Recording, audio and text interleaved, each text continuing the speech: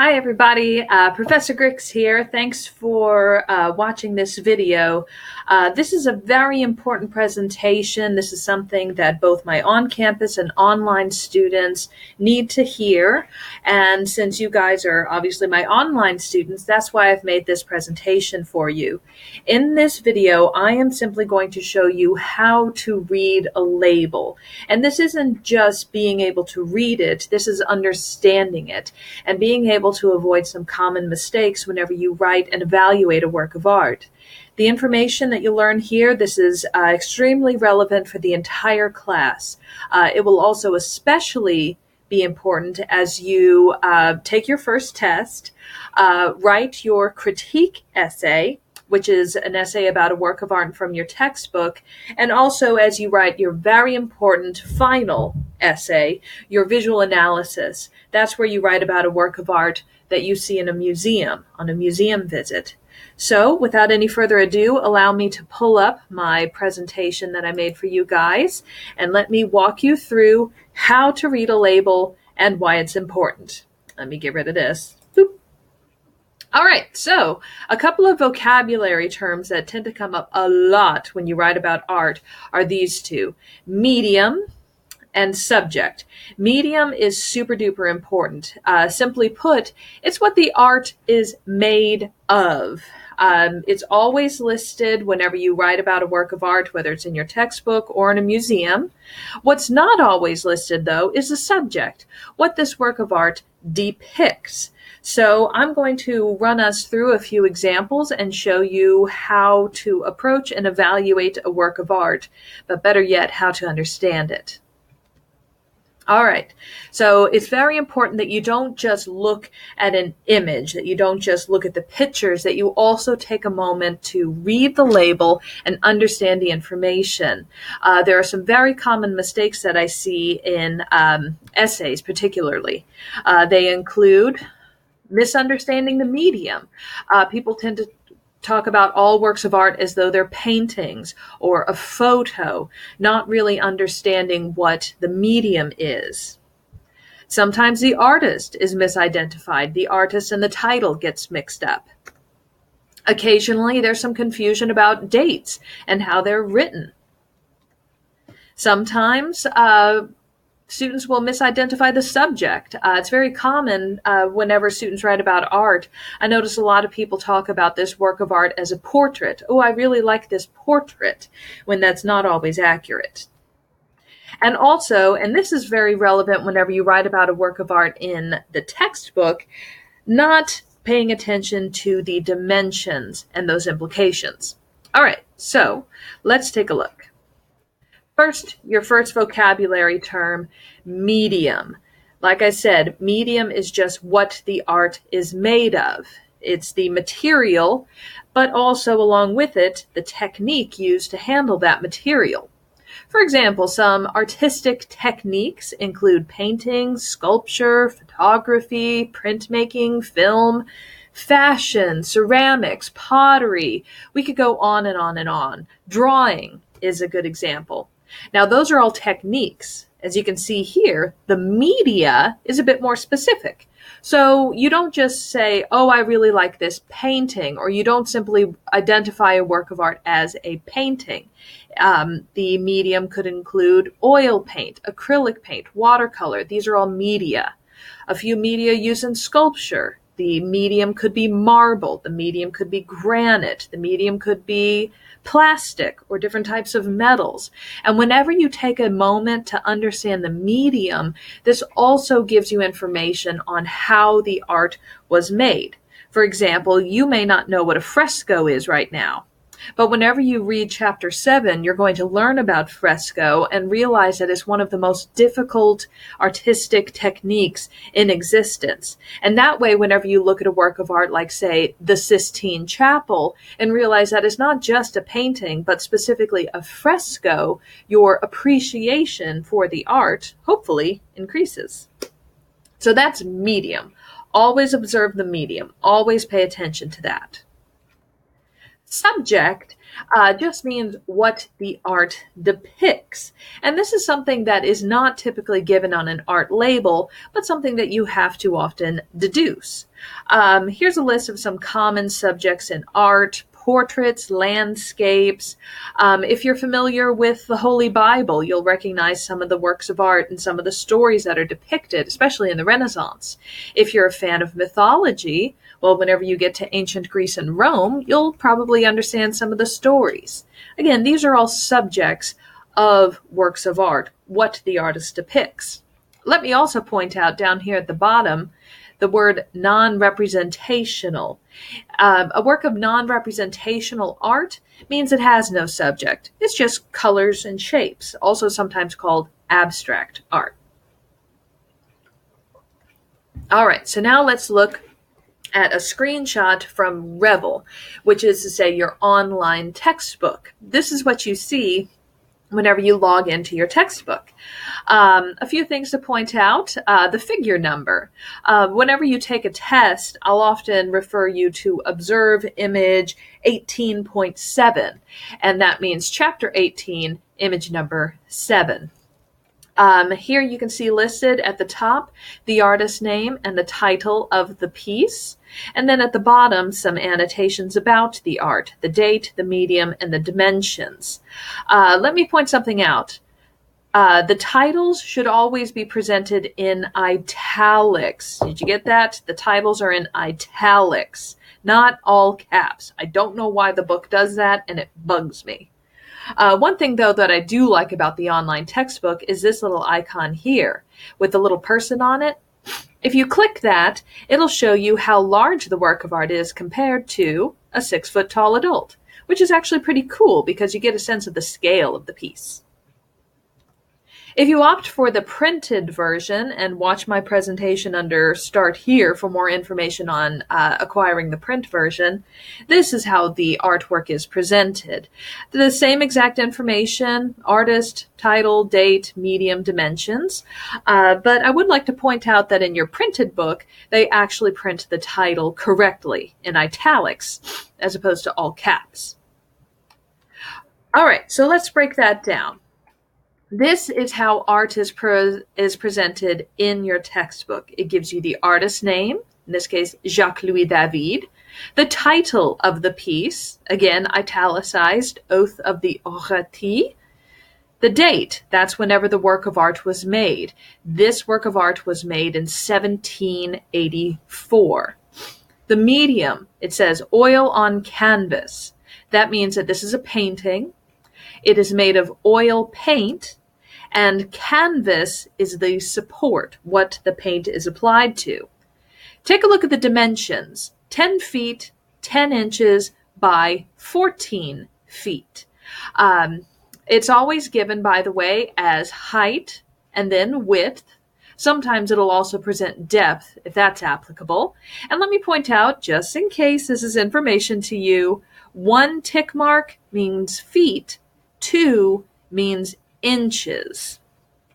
The information that's not really so relevant, but it is presented as just kind of part of the regulations of writing about art, the credit information, starting with the collection, where you would go to see this work of art, in this case, the Louvre in Paris, France. After that is information on the image itself, the photographers who took the picture, and that's not relevant. Allow me to also explain that Gerard Blot, Kristen Jean, they're not the artists of the piece. This work of art is made by Jacques-Louis David. David is the artist, and the title of the piece is Oath of the Orati. But like I said, the subject is not listed as part of this information. That's something that you have to either deduce yourself or perhaps read your textbook. In this case, the subject of the work of art is a story from Roman legend, the oath of the Horatius brothers, who are swearing on their swords held aloft by their father that they will fight for Rome. You also might say that the subject of this work of art is a man holding swords with 3 men on the left and 3 women on the right, etc. So again, that is what the artist chooses to depict in art. All right. Whenever you go to a museum, this is how the art is written. So this is a work of art that I saw at the Jepson Center. Here's the image, and here's a close-up of the label. Just as before, the artist is presented first, Laura Knight. Dame, by the way, is her title. It's kind of like saying sir. Something that's listed in museums is the artist's nationality and dates. This artist is British. She was born in 1877 and died in 1970. So that's common for museums, not really common for your textbook for this class. Below, you can see again the title of the piece. The title is Juanita. That's not the artist's name. That's a title of the work of art, and in this case, the subject. This work of art was made in 1928. Here's the medium. Dry point on paper. You may not know what dry point is, but you'll learn about that in Chapter 8. This is a print. Dry point is a printmaking material. Below that is some accession information. Again, not relevant for you, but in case you're curious, this tells us how the museum acquired the piece, whether it was a purchase, a loan, or a gift. In this case, a gift by this donor. And then below that is the accession number. Also not really relevant for you all, but just in case you're curious, this work of art was gifted in 1949, and this gives us information on when in 1949 it was given to the museum. Relevant for museum snobs, not really relevant for you. Okay, so now let's look at some examples from your textbook, and let me point out a few things that tend to crop up whenever you look at a work of art in your textbook, and why I really tend to harp on you guys looking at the label. This image may not seem all that impressive, but boy, if you saw this in person, it would really catch your eye. So let's take a look. Who is the artist? Paolo Veronese. What is the title of this piece? It's called Feast in the House of Levi. It was made in 1573. This is a painting. It is oil paint on a canvas support, but take a look at the dimensions. That's not 18 inches by 42 inches. That's feet. Take a look at the scale of the piece. This work of art is enormous. It's 42 feet long. That's the size of a city bus. And if you saw this in person, boy, would it catch your eye. But talking about a work of art in the textbook, that's not information that would really jump out at you. And this is why I'm so adamant that you take the time to read the annotations. Let's look at this work of art. Now, I'd like to point out a couple things missing. First of all, there's no artist listed. And similarly, this work of art doesn't have a title presented in italics. It just says wall painting from the tomb of Nebamun. In this case, the work of art is so old that, well, the artist's name isn't known. Similarly, because it's that old, the title isn't really relevant. So it's just simply called a wall painting from this tomb. Occasionally, this scene is called Nebamun in the Marshes. One thing I'd like to point out is that in this case, the label lists where the art came from, which is not always relevant information, but it is for site-specific works of art. And that's another vocabulary term drop for you, but as you can imagine, it means a work of art that was made for a particular site. Now, the dimensions are 32 inches, not feet, so this work of art is about 3 feet tall, 3 feet wide. It's a simple type of paint on plaster, but as you can see here, I've highlighted the information about the date. C 1450 BCE. Okay, so what does that mean? All right, this comes as a surprise to some of my students. You may have grown up listening to dates listed as BC and AD. BC stands for before Christ. AD, by the way, does not mean after death. AD stands for Anno Domini, Latin for the year of our Lord. So you probably grew up listening to dates presented as such and such AD. But those terms have actually since become rather passé and have been substituted for the terms that you will find in your textbook. BCE, which means before the Common Era, and CE, which means the Common Era. Now, don't worry, they mean exactly the same thing as before Christ and Anno Domini. It's just that these are rather neutral terms, and they're considered to be, in academic circles, a bit more accurate because the precise date of Christ's birth is actually not recorded. So, in this case, the work of art was made 1450 BCE, before the Common Era, which means the same thing as BC. But take a look at that little lowercase c that you see there. That stands for circa, which means approximately or about. When was this work of art made? Circa around 1450 BCE, before the Common Era. All right, in this case, I've put in a screen grab for this work of art. As you can see, once again, there is no artist listed. Again, this could be because of the date of the piece or just because the artist is unknown. The title is also, in this case, a descriptor. Christ as Pantocrator, with Mary and saints, which ideally should be written in italics, not all caps. The medium, this is a mosaic. A mosaic is a work of art that's made with tiny little tiles adhered to the wall. This work of art is not a painting, for example, and it's not a drawing. This is a mosaic. And it says here, apse mosaic. This is located within the apse of the church. That might be a word that you have to look up. The apse is where the altar is placed. Make sure that you don't evaluate this work of art as a photograph. True, it is a photograph of the mosaic, but if you wrote a paper saying how much you like this photograph called Christ as Pantocrator, it just sounds silly, because this work of art should not be understood or evaluated as a photograph, but as a mosaic.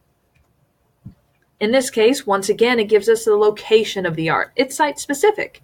This work of art was made and is found in the Cathedral of Monreale in Sicily, near Italy. But take a look at the date. Late 12th century. Okay, this again is information for some of my students. The 12th century is not the 1200s. It means 1100 to 1199. Since this work of art was made in the late 12th century, that means the late 1100s, say around 1180. Here's how centuries are listed. Whether it's BC or CE, it's kind of like you have to divide by 100 and then add 1. If you see a work of art that's listed as the 15th century BCE, that means 1499 to 1400. The 1st century BC is 99 to 0. The 1st century CE would be 0 to 99. If a work of art was made in the 5th century, if you talk about the fall of Rome in the mid-5th century, that means around 450 CE. And there is a time whenever CE is simply assumed. There's a chapter in your textbook about 19th century art. That means works of art that were made in the 1800s. Perhaps you were born in the 20th century, meaning that you were born in a year that begins with 19. Maybe some of you youngsters were born in the 21st century. So make sure that you get this right. Something that tends to happen a lot is people will see a work of art that was made in 1850, and they'll say that is the 18th century. That's incorrect. If it was made in 1850, it means it was made in the 19th century. You kind of have to go up one. So just make sure if you talk about centuries or read about them that you don't fall into a common mistake, as one of my students did whenever she claimed to have grown up in the 19th century. If that's the case, she's well over 100 years old. All right, coming back to works of art. This is actually not one in your textbook, but it brings about an important something to mention. Okay, so the artist is Maurice Quentin de la Tour. This work of art was made when? Around 1751, circa. Take a look at the medium. Pastel on paper. Is this work of art a painting? No. This is a drawing. Pastel is a drawing medium, and I tend to kind of get in a bit of a twist whenever I read a paper and they write about how much they love this painting by Maurice Quentin de la Tour. This work of art is not a painting. It's a drawing. Always get the medium right. How big is this drawing? Oh, it's about 2 feet tall, 25 inches. And take a look at the title, Self-Portrait. All right, this was covered previously whenever I talked about subjects, but just to reiterate, a portrait is a work of art that depicts a person, usually the face, or some cases the head and shoulders, as is the case here. People tend to use the word portrait to mean every single work of art, and that's not the case. It is the case here, though. This is a portrait. Specifically, it's titled Self-Portrait. So who is this man? Well, it's the artist himself. A self-portrait is a work of art that depicts that artist. In this case, this is a portrait of Maurice Quentin de la Tour done by Maurice Quentin de la Tour. It's a self-portrait, a selfie, if you will. Take a look at this work of art here. First of all, what's the medium? Bronze. This is a sculpture. I don't want to read a paper saying how much you like this photo or how much you like this painting. This work of art is a sculpture made of bronze. The height, as you can see, is listed in inches, which is typical. You might have to divide by 12 to get at the feet. This work of art is about 5'3". Who is the artist? Is the artist a man named David? No, the artist comes first. The artist's name is Donatello. This is one of the cases where an artist is known by one name. Donatello, Raphael, Michelangelo, Rembrandt, Titian. Many times artists are known by one name.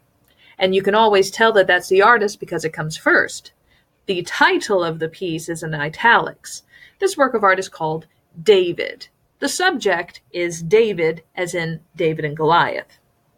Now take a moment here and take a look at the date. Circa, we covered that, 1425 to 1430. Circa this 5-year period. Does that mean that this work of art took 5 years to make? No. The precise date is unknown. It was made sometime in that 5-year period, but we don't know when. And that is actually very common for works of art of a certain age. The precise date may not be recorded, but it was made sometime in this 5-year period. Compare it to this work of art by Richard Dadd. Take a look at the date, 1855 to 1864. There's no circa before that. So you might be able to guess what that means. 1855 to 1864. This work of art was made over a period of 9 years. It was started in 1855 and ended in 1864. And that's a pretty long time, 9 years to work on a painting, especially a painting this small. It's less than 2 feet tall and it's only 15 inches wide. But the amount of detail in this tiny little painting is really impressive. And then you start to think about that, 9 years on a tiny little painting, and then you begin to do a bit more research into it. Richard Dadd made this work of art while he was in an insane asylum. He murdered his father and spent the rest of his life in an insane asylum. And for most of that time, he worked on works of art, including this painting, which the subject is a complicated scene of little fairies carousing. It's an interesting story. The artist is fascinating. And suddenly you can start to get pretty interested about a work of art just by looking at the information, the time that it took to make it, and how small the painting is. Let's take a look at this work of art here. What is the title? The title is presented in Spanish, Y no hay remedio, and there is nothing to be done. In this case, this is a work of art in a series. Plate number 15 from a series called The Disasters of War. It was made 1810. Now take a look, importantly, at the medium. Etching, dry point, burin, burnisher. You probably don't know any of those words. But suffice it to say that if you looked it up, you'd realize that these are printmaking methods. This work of art is a print. Please don't say that this work of art is a drawing. I tend to kind of snap a bit, like Batman here. If you write a paper saying how much you like this drawing, I tend to flip my lid a bit, because it's not a drawing. It's a print. And in case you're like, well, geez, Grix, chill out. It looks like a drawing. True, it does. This work of art could be a drawing and have the same visual quality. It looks like it was done with pen and ink, but it's not a drawing. It's a print. And a drawing is one work of art, whereas a print is multiples. This work of art was meant to be reproduced. It was meant to be copied again and again and again. The series, Los Desastres de la Guerra by Goya, it was meant to be reproduced so that everyone could see the horrors of the Napoleonic invasion. And that is the subject of Disasters of War. It's a print. He wanted everyone to see what was happening in Spain during the Peninsular War. And evaluating this work of art as a print rather than a drawing is crucial. Always, always, always observe the medium. And I like to sum up with this work of art. The subject of this piece, nothing special. It's a skull.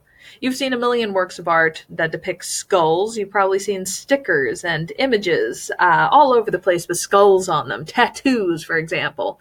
But while I'm talking, hopefully your eyes have gone down to the label.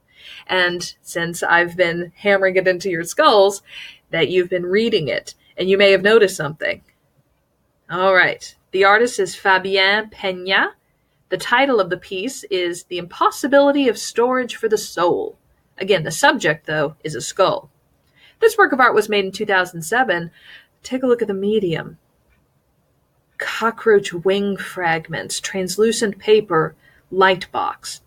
This work of art is made with cockroach wings. This is not a drawing. This isn't a painting.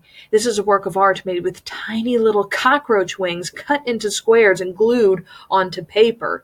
And now all sorts of things are probably popping up in your head. Why? How? Did he catch the cockroaches himself? Where did he get these cockroaches? And then you take another look. How big is this piece? 12 inches. Whoa, that's a lot of cockroaches. And suddenly this work of art goes from, oh, it's a skull, boring, to, whoa, let me take a closer look at it. This is how the art is presented in museums, like you see up here on the top left. And if you walked past it in a museum, it may not catch your eye that much. But whenever you read that little label, like your crazy art teacher has been pounding into you for all this time, you realize that this work of art is not a drawing. It's made with bugs, cockroach wings. And as you can see, that's actually a theme in quite a lot of Fabien Peña's work. Take a look at this piece here in the middle, Mad Cow Motorcycle. What's the medium? It's cow bones fixed across a motorcycle frame. It suddenly becomes very interesting because of the medium. So always, always observe the label. All right, so thank you very much for sticking around for that whole presentation.